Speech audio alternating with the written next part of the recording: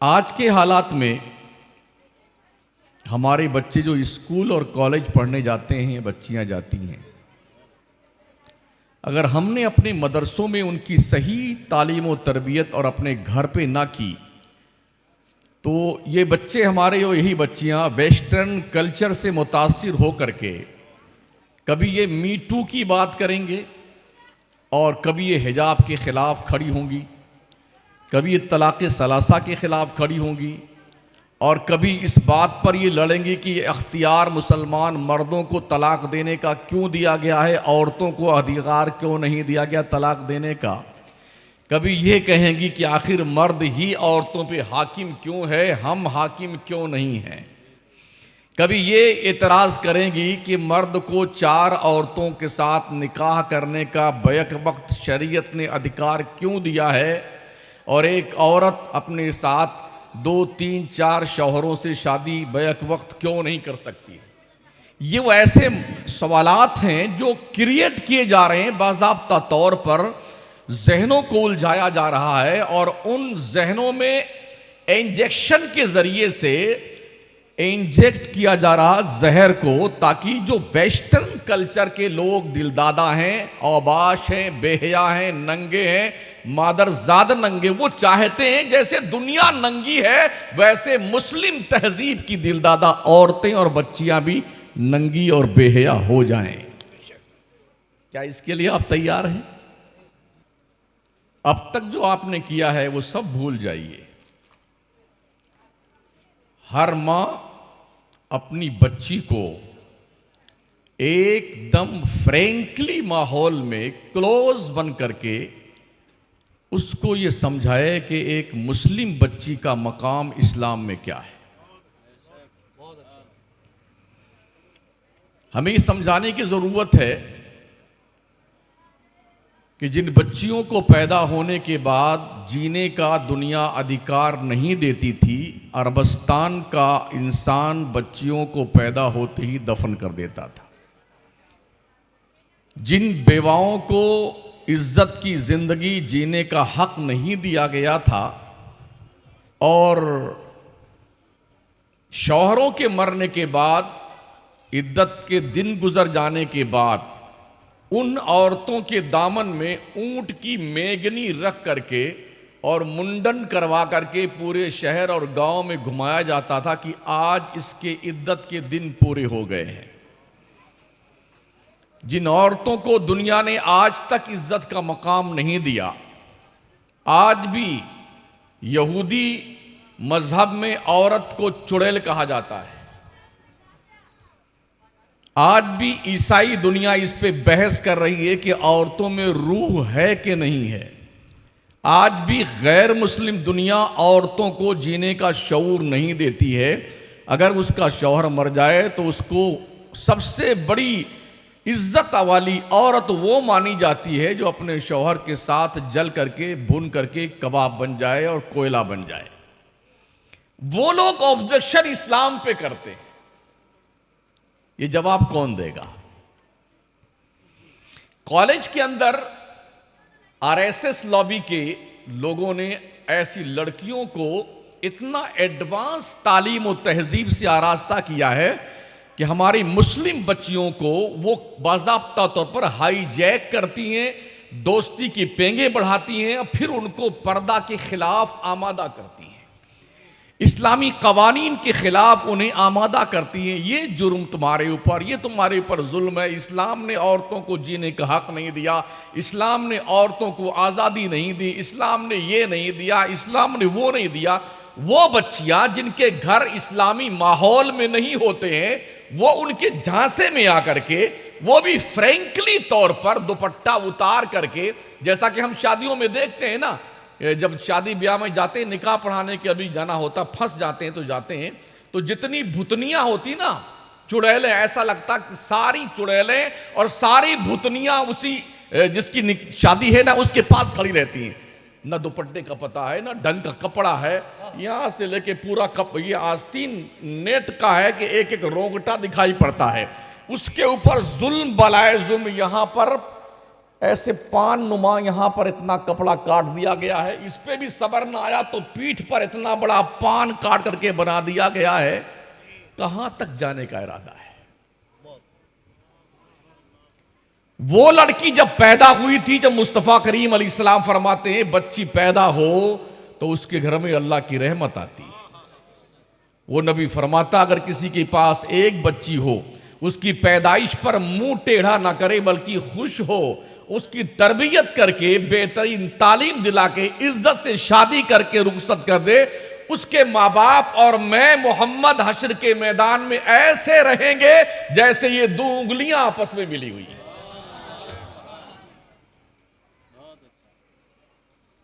जिस इस्लाम का ये मैसेज और पैगाम है कि माओ के कदमों के नीचे अल्लाह ने जन्नत रख दी है, किसी पीर के कदमों के नीचे जन्नत नहीं है।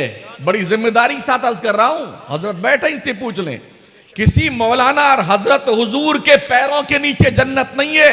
ओ दुनिया के लोगों, चाहे तुम वली हो, चाहे गौस हो, चाहे कुतुब हो, चाहे कलंदर हो, मेरा मुस्तफा फरमाता अल जन्नतो तहत अक़दामिल उम्महात, जन्नत तुम्हारी तुम्हारे माओ के कदमों के नीचे है। ये एजाज किसने दिया है इस्लाम की मुकद्दस शहजादियों को? वो लोग जिनके बच्चियों के पास, जिनकी बीवियों के पास, जिनके माओ का कोई वकार नहीं, वो हमसे पूछते हैं इस्लाम ने माओ मुस्लिम औरतों हुकूक क्या दिए। पागल दुनिया को यह समझने की जरूरत है और हमें अपनी बच्चियों को यह समझाने की जरूरत है। अगर इस तरह की जहनियत रखने वाली कोई आवारा तबाह लड़की तुम्हें कॉलेज में एड्रेस करे और तुम्हारे पीछे आए, तुम्हें अपना गिरवीदा बना करके बेहुदा और बेहया बनाना चाहे, तो हमारी बच्चियों के साथ इतना इल्म होना चाहिए कि हमारी बच्चियां उन्हें मुंह तोड़ जवाब दे सकें। ये कब मुमकिन होगा? जब हमारे मदरसे मुस्तहकम होंगे, मजबूत होंगे और हमारे घर का माहौल इस्लामी माहौल होगा। 1-2 घंटा पढ़ाने से कुछ नहीं होता है। टीबी मोहतरमा तो घर में रहती है ना, और टीबी के अलावा जो मुकम्मल टीबी और कैंसर है, मोबाइल की दादी अम्मा और सबके जेब में है। वो दिखा रहे हैं हमारे, इतना बड़ा बड़ा मोबाइल। आप बताइए चारों तरफ से जो बेहया कौम है, उन्हें हमें हमसे क्या लेना देना उनको, और हमें उनसे क्या लेना देना? हमें तो अपने माल की फिक्र करने की जरूरत है ना। हमारी बच्चियां हमारा माल है, हमारी बहनें हमारा माल है, हमारे बच्चे हमारा माल है। अगर हम इनकी सेफ्टी फराहम ना कर सके तो हम बहुत बड़े मूर्ख हैं, पागल हैं, हमें माली खोलिया हो गया है। मदरसों को मजबूत कीजिए, मजबूत। एक मुदर्रिस पे 50 बच्चे। हजरत मौलाना अब्दुल उस्मान साहब, आपके मदरसे में कितने बच्चे पढ़ते हैं? क्या खाक पढ़ाएंगे ये? 150 बच्चों पे 2 मुदर्रिस, क्या पढ़ाएंगे ये? फिर भी ये इनकी मेहनत और हिम्मत है, इतने बच्चों को इन्होंने दीन से आशना किया है। एक मुदर्रिस की निगरानी में सिर्फ 25 से 30 बच्चे होने चाहिए, इससे ज्यादा नहीं। अगर ऐसा करते हैं तो आप मुदर्रिस पे जुल्म करते हैं, बच्चों पे जुल्म करते हैं और इल्म पे जुल्म करते हैं, कुरान पे जुल्म करते हैं। आप 25 से 30 बच्चों से ज्यादा नहीं होने चाहिए एक मुदर्रिस की निगरानी में। सबसे पहली तरबियत गाह मां की गोद है, पहली यूनिवर्सिटी मां की गोद है, पहला मदरसा मां की गोद है, पहला स्कूल मां की गोद है। अगर मां पाकीज़ा सोच की मालिक है, अगर मां तैयबा ताहिरा है, अगर मां फातिमा है तो बेटे हसनैन पैदा होते हैं, अगर मां फातिमा उम्मुल खैर है तो बेटा अब्दुल कादिर जिलानी पैदा होता है, अगर मां उम्मुल वरा है तो बेटा मोइनुद्दीन पैदा होता है। आप तफसील से चले जाइए ना, माओ की गोद से पैदा होने वाले बच्चे, अगर मां पाकीज़ा होती तो ऐसे बच्चे पैदा होते। खालिद बिन वलीद, तारिक बिन ज़ियाद, मोहम्मद बिन कासिम, सलाहुद्दीन अय्यूबी, ये हमारे इस्लामी वो हीरो हैं, ये वो लीडर हैं, ये हमारे वो कायद हैं जिन्होंने दुनिया के नक्शे पे दुनिया की आंखों में आंखें डाल करके इस्लाम का परचम बुलंद किया है। आज हमारे बच्चे नचनियों के नाम तो जानते हैं, गवैयों के नाम जानते हैं, नाचने वाली ताइफा औरतों के नाम हमारी बच्चियां जानती हैं, आइडियल बनाते हैं। जैसे उस पिक्चर में लोग नाचते थे वैसे नाचेंगे, जैसे वो कपड़ा पहन के आप वैसे पहनेंगे। कपड़े भी कैसे, पैंट देखिए तो यहां से लेके यहां तक 10 जगह फटी हुई मरदूद की, देखा नहीं देखा? जीन्स की पैंट 10 जगह फटी हुई है, पूरा घुटना दिखाई पड़ रहा है, और इतनी छोटी पैंट है अगर आपके सामने वो झुक जाए तो बहुत दूर तक दुनिया दिखाई पड़ती है। अगर नमाज में आ गया मरदूद आगे आपके खड़ा हुआ है ना, सजदा रुकू कर रहा है, तो आपकी नमाज भी गायब और उसकी नमाज तो गई कब वक्त, पूरी सुरंग दिखाई पड़ती बहुत दूर तक। ऐसे बेशर्मों को कम से कम शऊर आना चाहिए। तुम क्यों ऐसे नंगे कपड़े पहनते हो दोस्तों? जवान, तुम्हें हो क्या गया है? क्यों पहनते हो फटे हुए कपड़े? बाल देखिए तो यहूदी की औलाद बनी हुई है, 10 किस्म से रंगा है बाल को। ओहो साहब, एयरपोर्ट बना लिया हजरत। हाँ, रनवे, इधर से हेलीकॉप्टर उतरे यहां आ जाए। इसी में दिल बना लिया है बाल के कटिंग के अंदर, और दिल में एक तीर भी घुसा लिया उसमें। हाँ, ये नौजवान है। और यार था जिसे कुरान पढ़ना, गाने गाता है वो आज, और हॉकी खेलता है वो धनी तलवार का। जंगों की जीनत घोड़े और नौजवान होते थे, आज नाच के अंदर यही दोनों काम आते हैं। दोस्त की शादी है तो नौजवान नाचने पहुंच गया। अरे पहले हिजड़े नाचने आते थे, क्या तुम इसी कंपनी के हो? 10 नौजवान नाच रहे हैं, डांस कर रहे हैं। नचनिए बनने का बड़ा शौक है तुम्हें जवानों। और फिर अल्लाह, जब मस्जिद में आए कभी जुम्मा पढ़ने, या अल्लाह, मदीने में वो होता है, आईने में चेहरा देखा बेहया है? कभी अपने जमाले जहां आरा को देखा है आईने में? मरदूस सारे काम यहूदियों के करता है, ईसाइयों के करता है, मुशरिकीन के करता है। दुआ मांगता है जन्नत की बकी, जन्नतुल बकी में मदफन मिले, और हुजूर के रोजे के पास मौत आए, मीठी नींद सो जाए। वो माएं पैदा करती थी नमाजी, धनी तलवार के मैदान के गाजी। वो माएं जब भी लेती थी बलाएं, दिया करती थी बेटों को दुआएं। इबादत में कटे बेटा जवानी, शहादत पे हो आखिर जिंदगानी। मां अपनी गोद के परवान चढ़ने वाले बच्चों और बच्चियों पे मेहनत करो, और ये मोबाइल की दादी अम्मा को चूल्हे भाड़ में डाल दो। अपनी नौजवान नस्लों की हिफाजत करो, अपने बच्चियों की हिफाजत करो। हमने देखा है, रोज अखबार हम पढ़ते हैं, न्यूज देखते हैं, कहीं किसी मुस्लिम बच्ची की लाश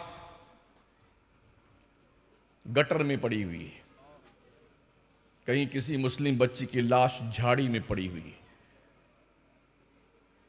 मोबाइल देखिए तो दर्जनों बच्चियां आपको मिल जाएंगी जिन्होंने भाग करके शादियां की हैं, और अब रो रो करके उनका बुरा हाल है। गुज़िश्ता 2 साल के अंदर 8 लाख मुस्लिम बच्चियां भाग करके गैर मुस्लिमों के साथ शादी कर चुकी हैं। ये किसका जुर्म है? ओ इस्लाम की मुकद्दस शहजादियों, तुम्हें शर्म नहीं आती है? तुम्हें हया नहीं आती? तुम अपनी बच्चियों को यह तक नहीं समझा सकती हो कि एक मुस्लिम कनीज और बच्ची का क्या मकाम इस्लाम ने बनाया है? इन्हें समझाओ तुम्हारा मकाम क्या है, तुम्हारा रुतबा क्या है। दुनिया की भिखमंगी कौमें, आवारा कौमें हमारी मुस्लिम बच्चियों को तहजीब सिखाती हैं। जो मादरजाद नंगी हैं वो हमारी बच्चियों को तहजीब सिखाती हैं। ये कब मुमकिन होगा? जब हमारी माएं बहनें अपनी बच्चियों पे निगाह रखेंगी।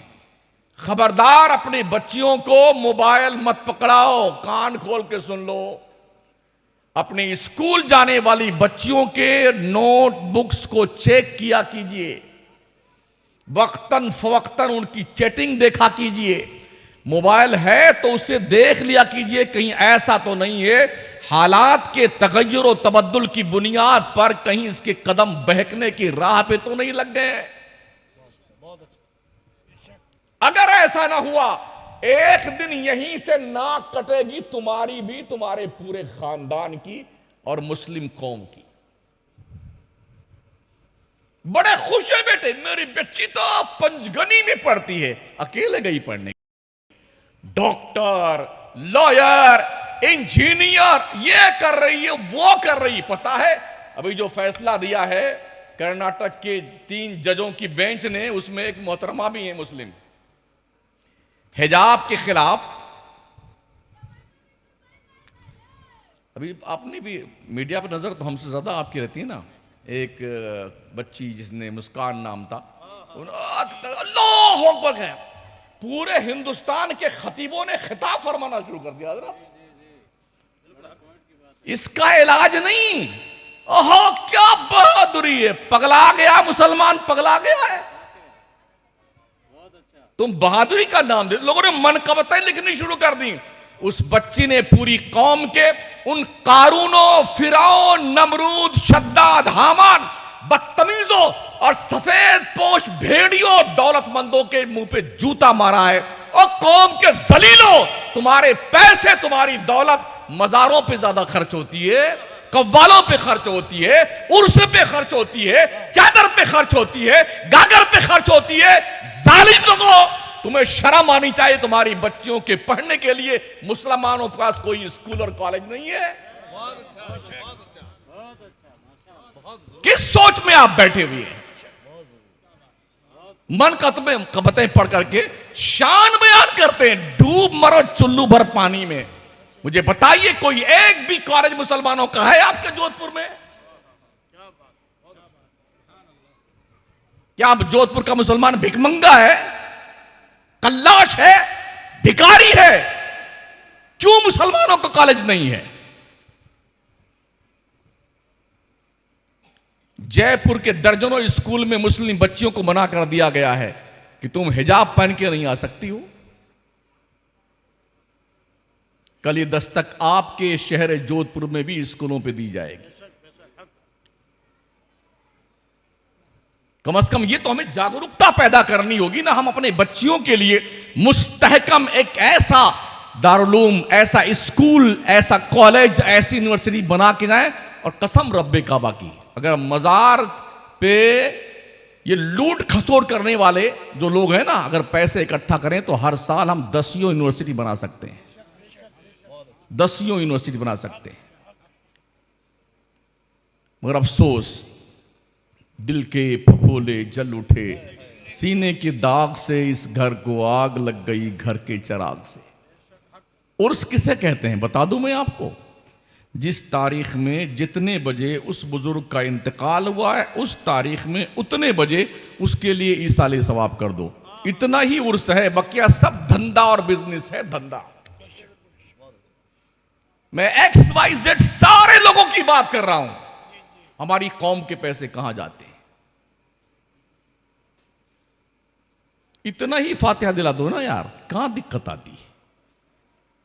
शादी ब्याह के मौकों पे पैसे बर्बाद करना बंद कर दो मुसलमानों, समझ रहे हो? उर्सों में लंगर लुटाना बंद कर दो। इन्हीं पैसों से जिस बुजुर्ग के नाम से आप प्यार करते हैं ना, उसी के नाम की स्कूल बना दो। मोइनुद्दीन यूनिवर्सिटी, मखदूम अशरफ इंस्टीट्यूट, इस तरह से स्कूल बनाओ ना, क्या दिक्कत आती है? इमाम अहमद रजा कॉलेज, इस्लामिया इंटर कॉलेज, ऐसे बनाइए ना हमारे बच्चे, जहां पर इस्लामी तहजीब के दायरे में रह करके हमारी बच्चियां शरीयत का हिजाब पहन करके तालीम हासिल करें, दुनिया के नक्शे पे डॉक्टर बने, इंजीनियर बने, लॉयर बने। और हिजाब के साथ जब वो कोर्ट में बैठे ना जज की कुर्सी पे, तो बताएं पर्दा इस्लाम का जो हमें दिया गया है, ये तरक्की की राह में रुकावट नहीं है। तो जो 3 जज की टीम थी ना कर्नाटका में, 2 हिंदू थे और 1 मुस्लिम महोदया थी, ज़ैबुन निसा। जब मैंने उनकी तस्वीर देखी ना, उस मुहतरमा के सर पर खुद ही दुपट्टा नहीं था। ये 3 लोगों ने, जज ने फैसला दिया कि हिजाब पहनना इस्लाम का कंपलसरी काम नहीं है, कंपलसरी अनिवार्य कार्य नहीं है, जरूरी नहीं है, लिहाजा हर लड़की कॉलेज के यूनिफॉर्म को एक्सेप्ट करे, हिजाब पहन के नहीं आ सकती है। अगर उस बेहया औरत को पता होता ना इस्लाम का क्या मकाम है, इस्लाम का क्या कानून हिजाब के हवाले से, तो कम से कम फैसला देते उसे शर्म आनी चाहिए।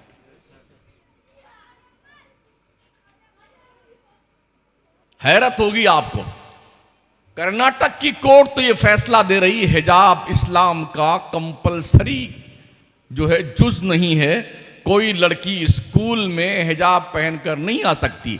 और इसी महीने के अंदर बॉम्बे की हाई कोर्ट ने फैसला दिया हिजाब मुसलमानों का मजहबी शियार है, कोई भी स्कूल मुस्लिम बच्चियों को हिजाब पहनने पे पाबंदी नहीं लगा सकता। अब कर्नाटक के उस कोर्ट को और वहां के जज को पागल माना जाए या बॉम्बे की हाई कोर्ट के जज को पागल माना जाए? समझाओ अपनी बच्चियों को हिजाब का रुतबा क्या है, क्योंकि इन्हें कनीज़े फातिमा बनना है।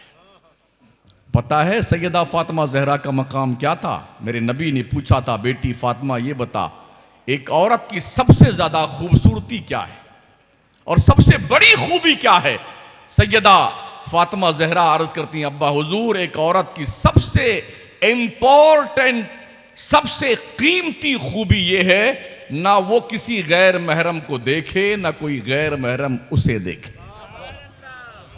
बरेली के ताजदार इमाम इश्क मोहब्बत सैयदी सरकार आला हजरत ने इसीलिए ने फरमाया, जिनका चेहरा ना देखा महू मेहर ने, उस रिदाए नुज़ाहत पे लाखों सलाम।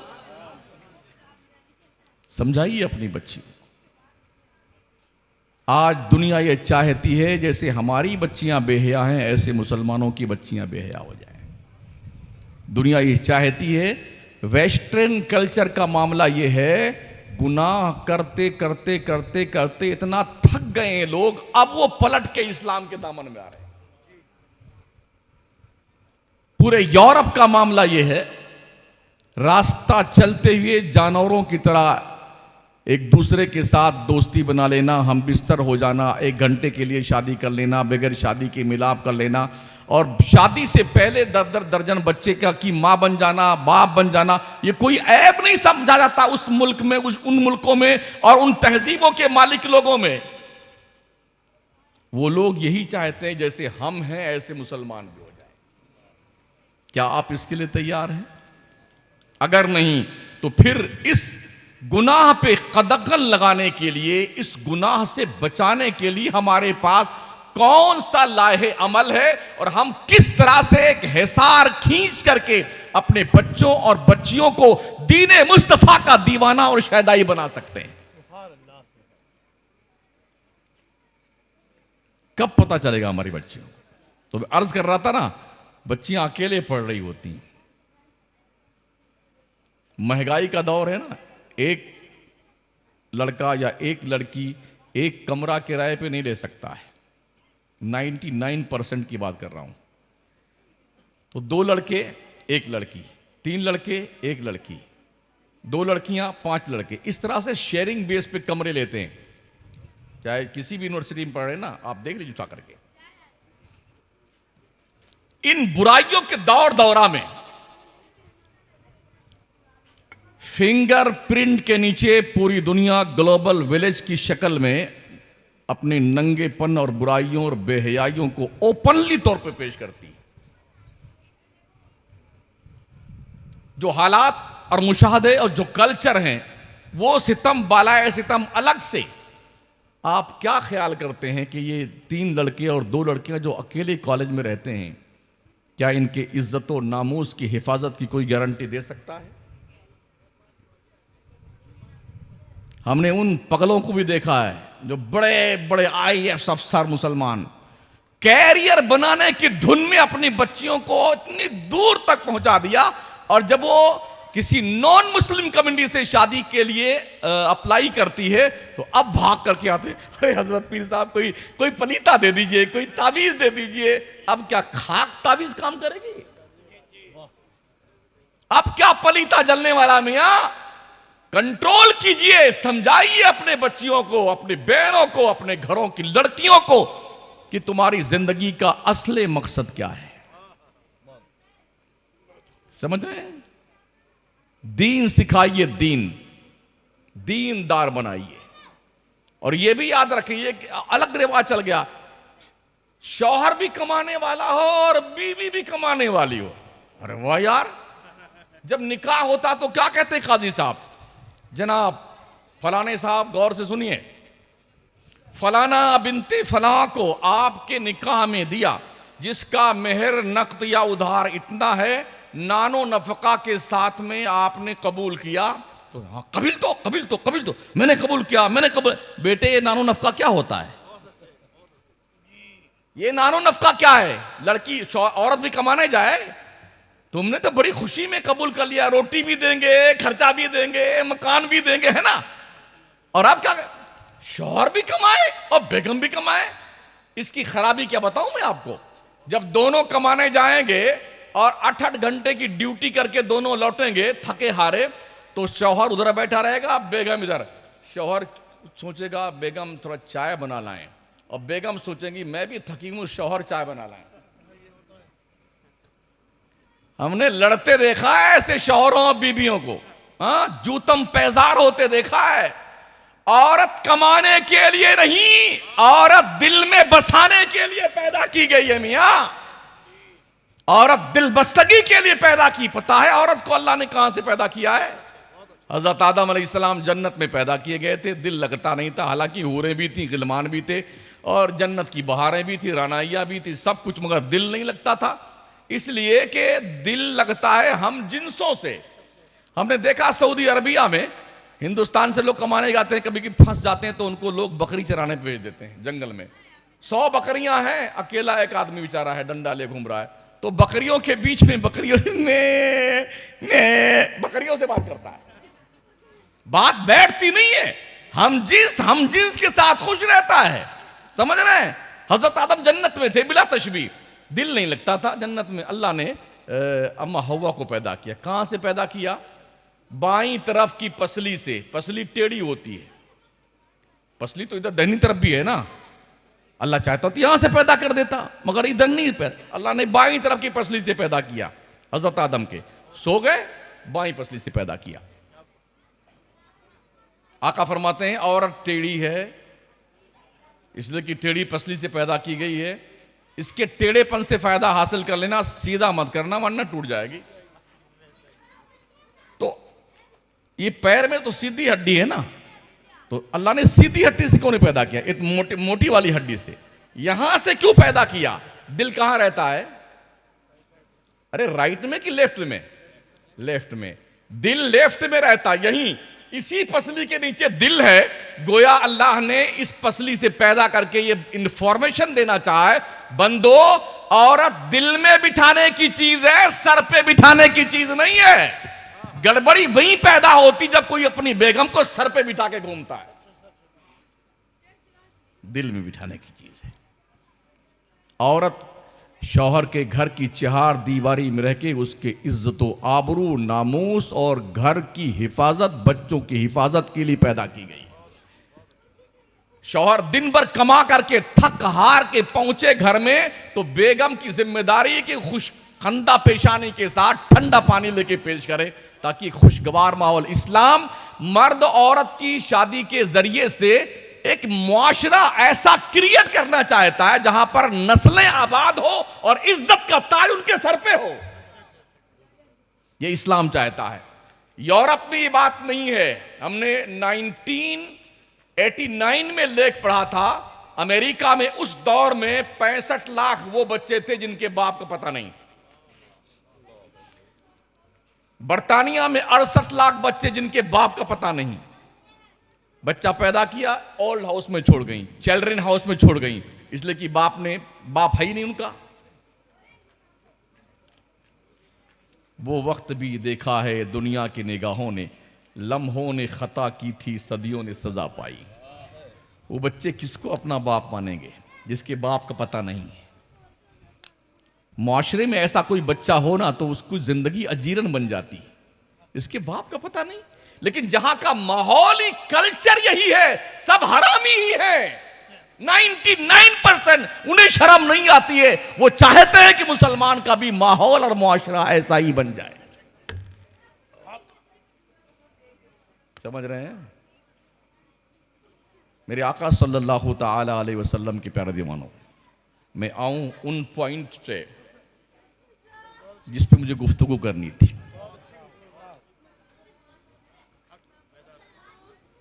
मर्द हाकिम क्यों है? ये बड़ी खतरनाक तंजीम है आरएसएस की। जरूरत पड़ने पे ये अपना खतना भी करवा लेते हैं, मुसलमान बन जाते हैं, मुसलमानों से शादियां कर लेते हैं, बच्चे पैदा करते हैं और मुसलमानों का जहन और ईमान सब खराब करते हैं। ये मौलाना बन जाएंगे, हाफिज बन जाते हैं। मैं बताऊं आपको, उत्तराखंड में दारुल में शेखुल हदीस नॉन मुस्लिम है। मैं अपने उलमा से अर्ज करता हूं, तवज्जो दीजिए। शेखुल हदीस नॉन मुस्लिम, सदर मुदर्रिस मकतब में, मदरसे में, दारुल में नॉन मुस्लिम, खजांची नॉन मुस्लिम। ये माहौल बनाया जा रहा है कि हर मदरसे में ऐसे अफराद ठूंस दिए जाएं ताकि जो मुसलमानों की इस्लामी स्पिरिट मदरसों से कौम के लोगों को मिलती है उसको खत्म कर दिया जाए। ये प्लानिंग चल रही है। आज आपको रूहानी ताकत कहां से मिलती है?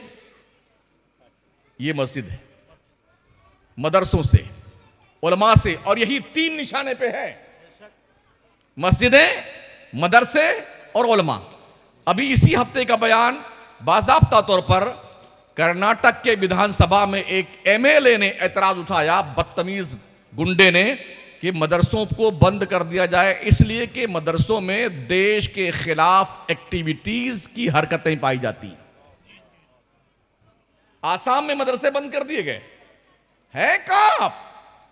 अगर आप अभी चैन की बांसुरी बजा रहे हो ना, इंतजार कीजिए, वो खतरनाक घड़ी आपका भी इंतजार और खैर मकदम करने को तैयार हो। मर्द हाकिम क्यों है? अर्रिजालु कव्वामूना अला निसा। मैं अपनी बच्चियों से मुखातब हूं जो स्कूल पढ़ती हैं, कॉलेज पढ़ती हैं। माओ बहनों से गुजारिश करता हूं, तवज्जो दीजिए।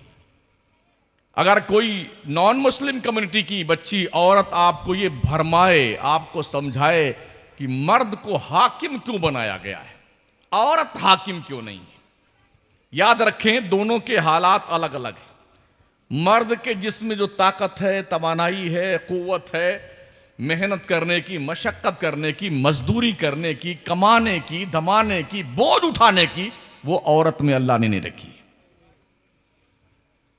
इसलिए मर्द हाकिम है। मर्द की अकल तमाम कामिल होती है। औरतों का हिस्सा बाप की प्रॉपर्टी में आधा रखा है लड़के के मुकाबले में। अगर कोई मरने वाला बाप एक लड़का एक लड़की छोड़ के मरा और 3000 रुपए छोड़ के मरा, तो 3000 में से 2000 रुपया लड़के को मिलेगा, 1000 रुपया लड़की को मिलेगा। यह तकसीम का तरीका है। अर्ज करने का मतलब यह है कि मर्द हाकिम इसलिए है कि वो कमाता है, कमा के लाता है, मेहनत करता है, दुख झेलता है, मशक्कत झेलता है, बोझ उठाता है, इसलिए वो हाकिम है। औरत घर में रहती है। औरत का मकाम क्या है? औरत अगर किसी की बेटी है तो माँ बाप के लिए जन्नत की जमानत है। अगर औरत किसी की बीवी है, मेरे नबी फरमाते हैं कोई औरत इस हाल में मरे कि उसका शौहर उससे खुश हो तो जन्नत के 8 दरवाजों में से जिस दरवाजे से चाहे जन्नत में जा सकती है। औरत जब मां बन जाती है तो अल्लाह के नबी सल्लल्लाहु अलैहि वसल्लम ने फरमाया, ओ दुनिया के सारे लड़कों सुन लो कान खोल के, तुम्हारी जन्नत काबा के दीवारों के साए में नहीं, तुम्हारी जन्नत तुम्हारे माओ के कदमों के नीचे। अब यार इससे बढ़ करके औरत को मकाम और क्या चाहिए?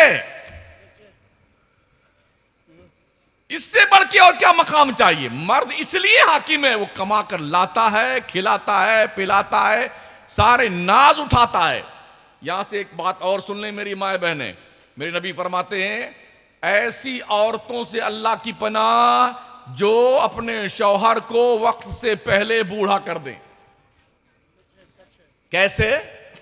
शौहर की कमाई 10,000 रुपये है और बेगम फरमाइश करती हैं 1,000 का बुंदा ले आना, 3,000 की बाली ले आना, क्रीम पाउडर 5,000 का। बेचारा थक थक के परेशान हो करके कहां से लेके आएगा यार। इसी में घुल घुल करके अच्छा खासा जवान मरने लगता है, बूढ़ा हो जाता है। बेजा फरमाइशों से और तो बचो, इसलिए किफात शियारी और कनात पसंदी इस्लाम का बड़ा हसीन पहलू है। सैयदा फातिमा ज़हरा रज़ियल्लाहु ताला अन्हा के घर में अक्सर चूल्हे नहीं जलते थे। उम्मुल मोमिनीन सैयदा आयशा सिद्दीक़ा रज़ियल्लाहु ताला अन्हा फरमाती हैं, अक्सर ऐसा हुआ कि 2-2 महीने हमारे घर में चूल्हा नहीं जला। तो हजरत अनस ने पूछा, माँ उस जमाने में आप क्या खाती थी? फरमाती हैं, खजूरें चूस लेते थे और पानी पी लेते थे, इसी पे गुजारा 2-2 महीने का हुआ है। इस जमाने में कोई औरत अगर ऐसे हाल से दो चार हो जाए ना, तो 2 दिन में ही मर्द को तलाक देकर रवाना हो जाएगी। तलाक मर्दों को देने का अधिकार क्यों है? अल्लाह फरमाता बेयदिही उक़दतुन निकाह, तलाक देने का हक मर्दों को दिया गया है, इसलिए कि मर्द की अकल कामिल है, मुकम्मल है। अगर ये अधिकार बजाय मर्दों के औरतों को दे दिया जाए, या कम से कम आधा आधा दोनों को दे दिया जाए, तो अभी जो तलाक की शरह 5% है ना, 1 साल दे के ये अधिकार देख लीजिए, साल भर में 99% औरतें तलाक अपने शौहरों को देके भाग जाएंगी। 99% औरतें तलाक दे करके शौहरों को भाग जाए, इसलिए कि जज्बाती वाक़ई हुई औरतें। फितरतन औरत को जज्बाती पैदा किया गया है, हकीकत हाल समझती नहीं, तो जज्बात में उलझ जाती, जज्बात में फैसले कर लेती। ऐसे कुछ पागल हमारे नौजवान भी हैं, कोई गड़बड़ शड़बड़ हुई ना तो सीधे तलाक ही इस्तेमाल फरमाते हैं ये, और वो भी एक गोली पे काम नहीं चलता, 3-4 3 जब तक 10 गोली नहीं मार देंगे कम वक्त ना, तब तक इनको चैन नहीं आता है। अच्छा, जब उसके बाद इसकी प्रक्रिया मालूम करते हैं ना उलमा से, क्या अब क्या करें, तो हजरत मैंने यूं नहीं कहा था, हजरत मैंने यूं नहीं कहा था, हजरत मैंने अब क्या हुआ बेटे, अब क्या हुआ, मैंने यूं नहीं कहा था, मैंने यूं कहा था, मैंने गुस्से में लगा दिया। अबे लगाया ही तो एक ही लगाता ना यार, इकट्ठा तूने 3 को लगा दिया। जब एक गोली से कोई मर रहा है तो उसको 3 गोली मारना जरूरी है, 2 कारतूस तुमने क्यों खराब कर दिए? इन्ना अबग़ज़ल्लाहिल हलाल तलाक, अल्लाह का नबी फरमाता है पाक और हलाल चीजों में से सबसे नापसंदीदा चीज अल्लाह के नजदीक तलाक है। तो बेटे क्या करते हैं, जब पगला जाते हैं ना गुस्से में, हमने गुस्से में दे दिया। हमने कहा एक बंदा मुझे आप बता दो कि पहली रात में शादी में शबे ज़ुफ़ाफ में हुजरे उरूसी में आया, 1 किलो बर्फी बढ़िया वाली लेके आया, बेगम माशाल्लाह मेरी तो हमारी तुम्हारी शादी हुई, कसम खुदा क्या बहुत खुश है, ये मिठाई खाइए, और तुमको मैंने 3 तलाक दे दिया। एक भी सिंपल बता सकते हैं आप? आदमी गुस्से ही में तलाक देता है ना, इसीलिए मर्दों को हाकिम बनाया गया, पगलाया मत करो। कदम कदम पे तलाक देने की, ये जो तुम्हारे ऊपर भूत सवार हो जाता है ना, चुड़ैल सवार होती है ना, इसको खत्म कर दो। हर घर में जहां 2-4 बर्तन होते हैं, टुन्न पुन्न होता रहता है। अल्लाह के नबी ने मर्दों को हुक्म दिया है, जब घर में कोई ऐसे हालात पैदा हो जाएं, बर्तन लड़ जाए ना आपस में, ऐ मर्दों तुम घर से फौरन बाहर निकल जाओ, जब गुस्सा ठंडा हो जाएगा ना तब फिर आ जाना घर में।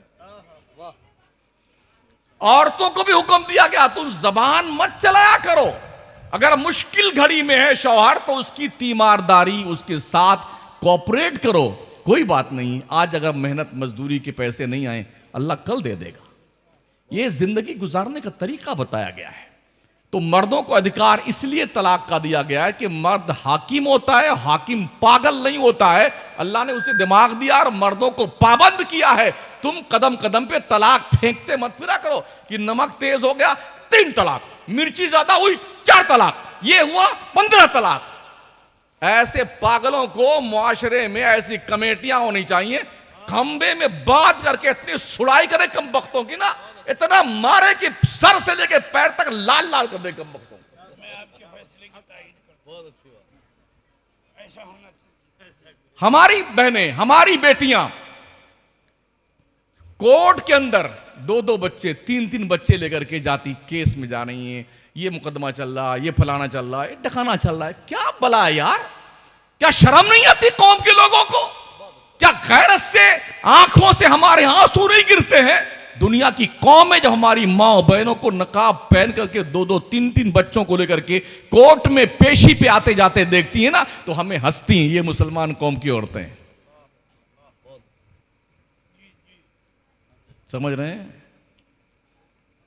तो ये दो तीन सवाल के जवाब हो गए। 2 बजने वाले हैं, हमारी भी मेमोरी थोड़ी जो है वीक होने लगी है, थोड़ा हम भी जी। तो अपने बच्चियों पर और बच्चों पे मेहनत कीजिए, कोशिश कीजिए। और जो लोग ये कहते हैं ना कि पर्दा जो है ये कहां लिखा हुआ है? जितनी भी कीमती चीजें हैं सब पर्दे में रहती हैं। आप फल फ्रूट को देखें, केला पर्दे में, सेब पर्दे में, अनार पर्दे में, नींबू पर्दे में, जितना भी आप देख लीजिए ना, मटर भी माशाल्लाह पर्दे में, संतरा पर्दे में, मौसमी पर्दे में। और आइए जो सबसे कीमती हीरे जवाहरात होते हैं ना, हमारे मकान में पत्थर बड़े बड़े बड़े ब्लॉक ऐसे पड़े रहते हैं, उल्टे सुल्टे नंगे दुड़ंगे पड़े रहते हैं, कोई नहीं पूछता उनको। लेकिन हम जयपुर जब गए ना, तो इतना एक मुट्ठी उनके पास वो हीरे होते हैं ना छोटे छोटे, वो इतना संभाल करके तिजोरी तिजोरी के अंदर तिजोरी, तिजोरी के अंदर तिजोरी घुसा के रखते हैं बेटे। चांदी, सोना, हीरे जवाहरात, लालो, गौहर, मोती, ये संभाल के छुपा कर रखे जाते हैं।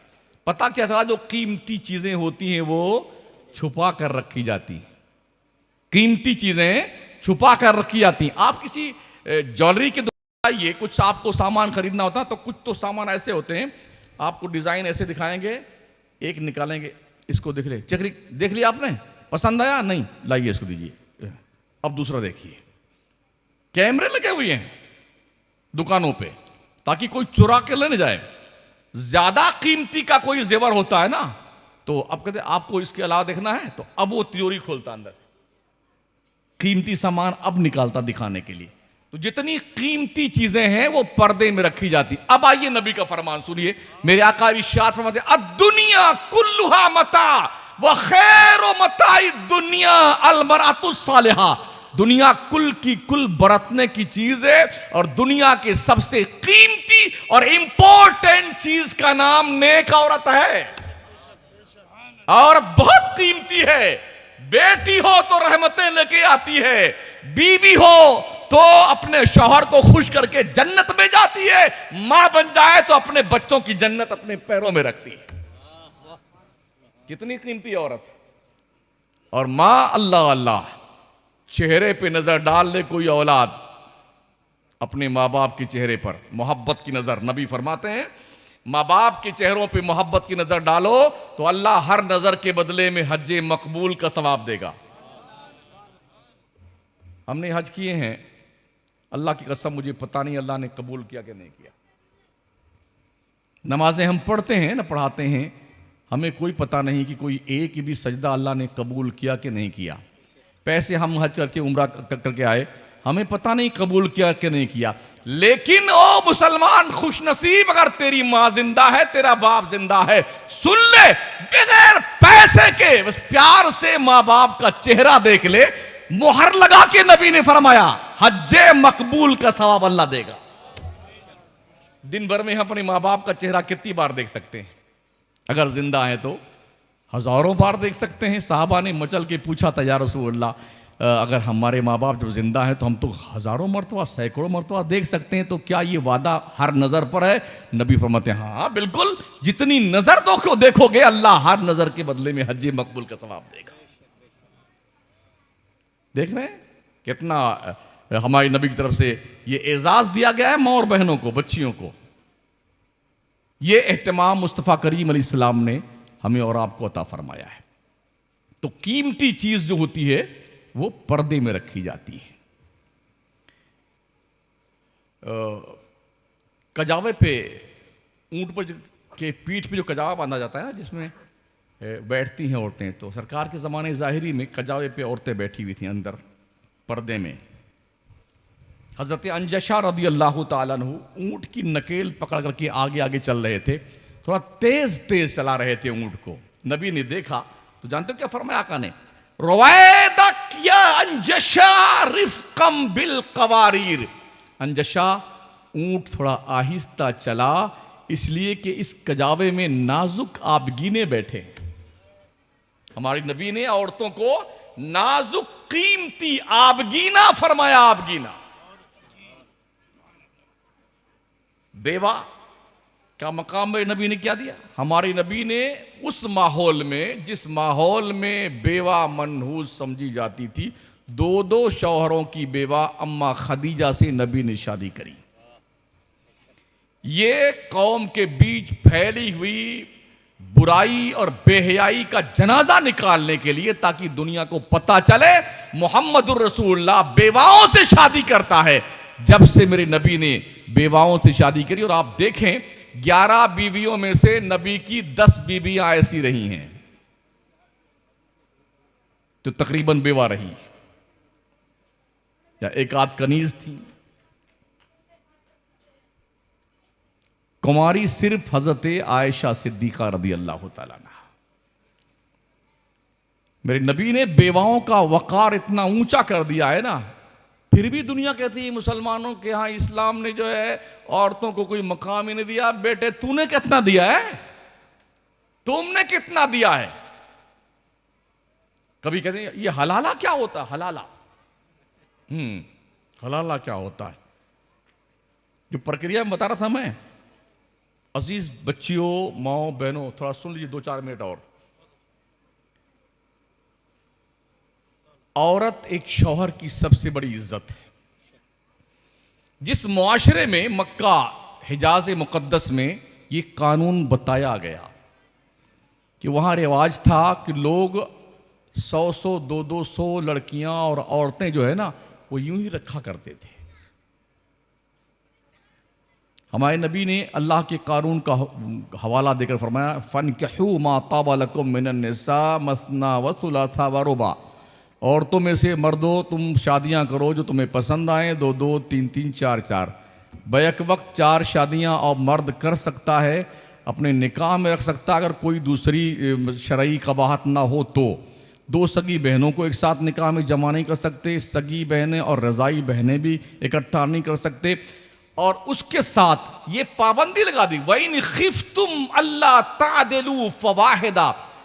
ओ 4-2-3 शादी करने वालों, इन तीनों और दोनों और चारों के बीच में इंसाफ करना। इंसाफ ऐसा नहीं कि एक को वहां बिठा दिया ऊपर वाले में और दूसरे को खड्डे में डाल दिया और तीसरे को बाजार में भेज दिया। नहीं, चारों और तीनों और दोनों, अगर तुम्हारे पास बीवियां, सब में इंसाफ बराबर करना। वरना अगर तुमने इंसाफ ना किया तो कयामत में ऐसे आओगे जैसे पैरालिसिस हो गया होगा, तुम्हारे जिस्म को आधा धड़ घसीटता हुआ आएगा।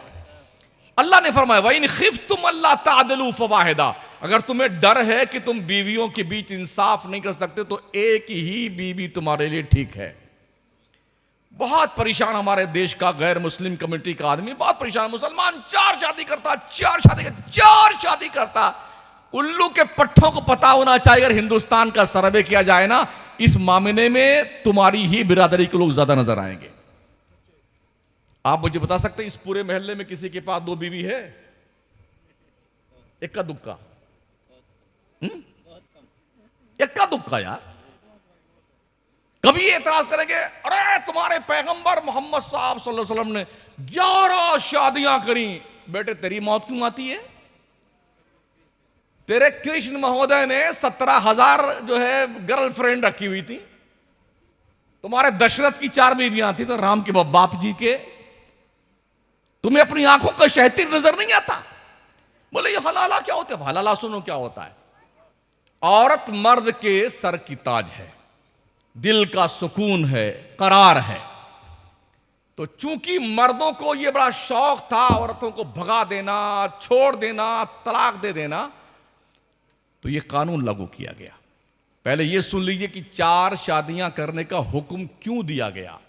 जंगों में लोग जाते थे, लड़ाइयां होती थी तो मर्द शहीद हो जाते थे, तो बेवाएं उनकी जो होती थी वो फ्री हो जाती थी।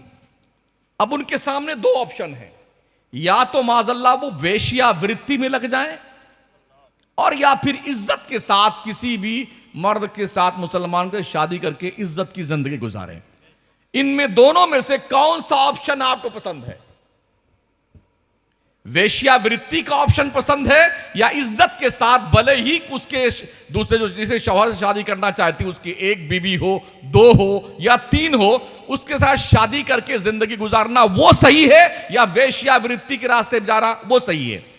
कोई भी अक्लमंद आदमी वेश्यावृत्ति की तरफ जाने के लिए आमादा नहीं होगा, ना इसकी राय देगा। वो यही कहेगा कि ये ठीक रास्ता है कि एक मर्द के साथ भले उसकी दो बीबियां हो, उसके साथ शादी करके वो रह जाए, ये ठीक रास्ता है, ये तरीका है। तो इसलिए 3, 2 और 4 शादी करने का हुक्म दिया गया। कंपलसरी आदेश ये नहीं है कि तुम्हें हर हाल में करना ही है। भाई साहब, अभी एक ही शादी में दिन में 4 तारे दिखाई पड़ते हैं। क्या ख्याल है आपका? रोटी मिलती है तो चटनी नहीं मिलती है जी। कभी गैस भराने के लिए बड़ा वक्त निकल जाता है यार, फिर गैस सिलेंडर खत्म हो गया, कम वक्तों ने फिर पैसा बढ़ा दिया। भाई साहब थोड़ा मेहरबानी फरमाएं।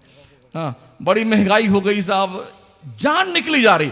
एक बीवी में तो ये हाल है कि खर्चा नहीं पूरा हो रहा है। बोले मुसलमान 4-4 शादियां करता है, कोई नहीं करता भाई साहब। इस महंगाई के दौर में खुद ही मौत आए जा रही कि हम शादी करेंगे 4-4 हैं। तो ये कोई कंपलसरी आदेश नहीं कि तुम्हें 4 शादी करनी ही करनी है। ये खप्त सवारे पागलों को वो दीन जानते नहीं है, इसलिए अफवाह फैलाते हैं। समझ रहे हैं? हलाला क्या है? क्योंकि औरत एक मर्द का वकार होती है, तो सबसे पहले मना किया गया तलाक से दूर रहो, दूर रहो, दूर रहो। ठीक है ना? अगर कोई ऐसी बात आन पड़े तो एक काम करो, एक तलाक दे देना। मान लो झगड़ा बहुत ज्यादा हो गया, एक तलाक दे दो, और एक हैज आने से पहले तुम 15-20 दिन बोलना चलना छोड़ दो। तेरे हाथ का बनाया खाना नहीं खाएंगे, तेरे बिस्तर पे नहीं आएंगे, तेरे हाथ से पानी नहीं पिएंगे, वगैरह वगैरह। दूर दूर कटे कटे फिरो। अगर गैरतदार औरत होगी तो वो इस बात को बर्दाश्त नहीं कर सकती है।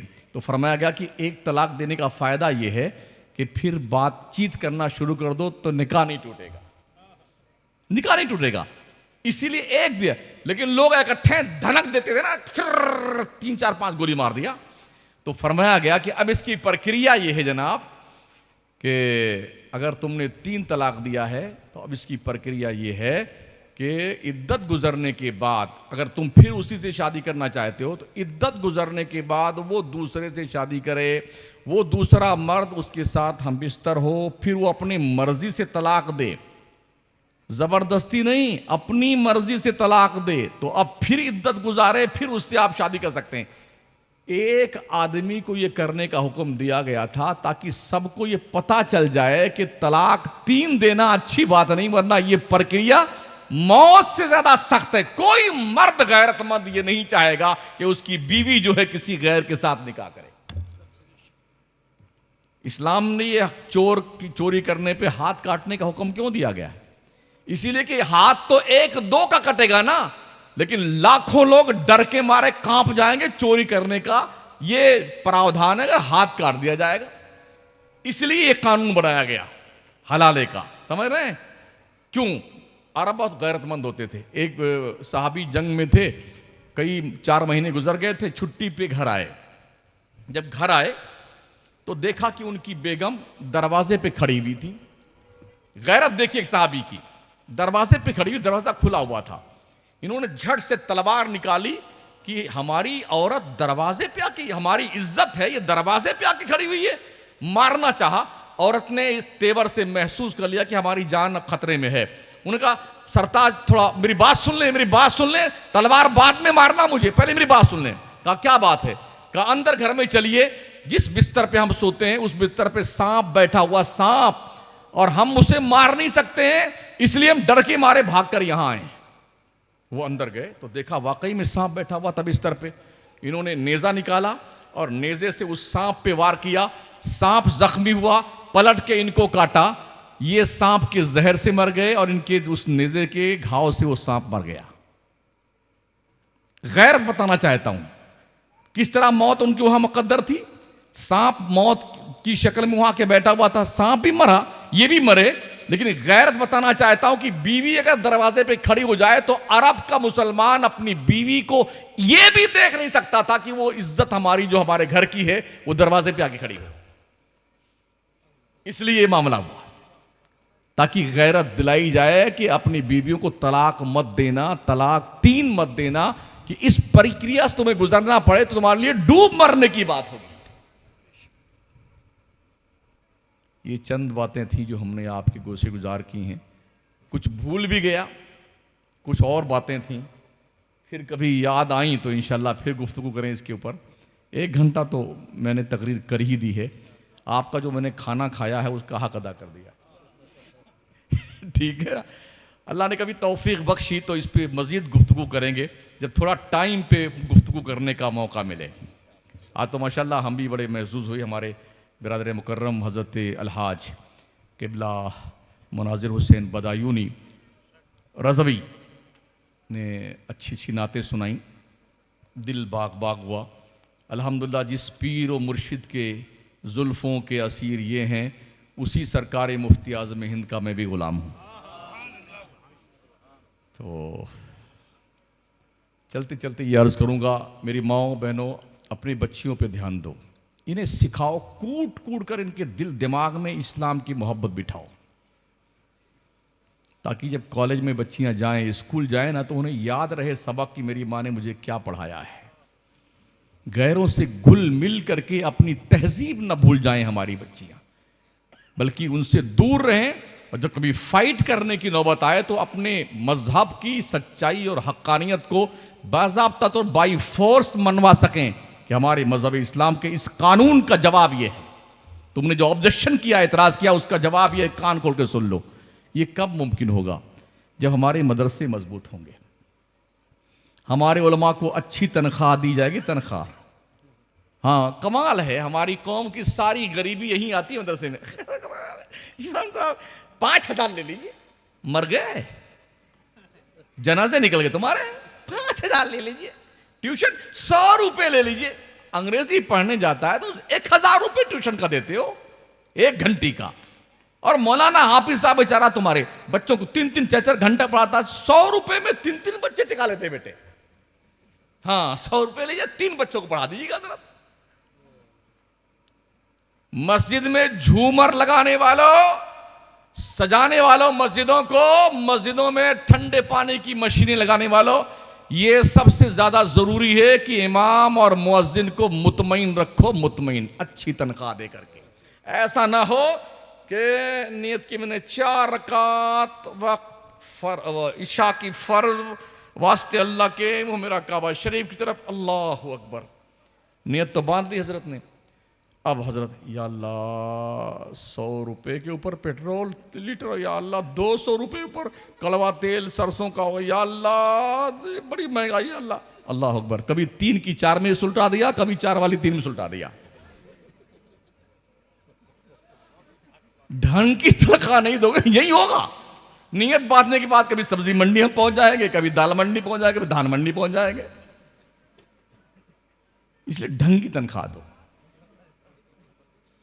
ये नहीं कि जब अब्बा मरेंगे तब उसके बाद इंशाअल्लाह क्या देसी घी में पराठा चुपड़ चुपड़ हजरत खाइए ना।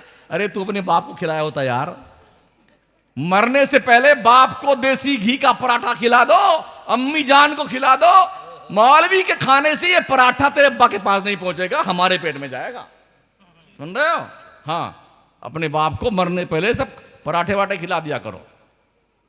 फातिया लगाएंगे बेटे तो हो, जूता, चप्पल, पान, पूड़ी, बीड़ी, सिगरेट, तंबाकू, कुर्ता, पिजामा, लुंगी, सुंगी सब लाके।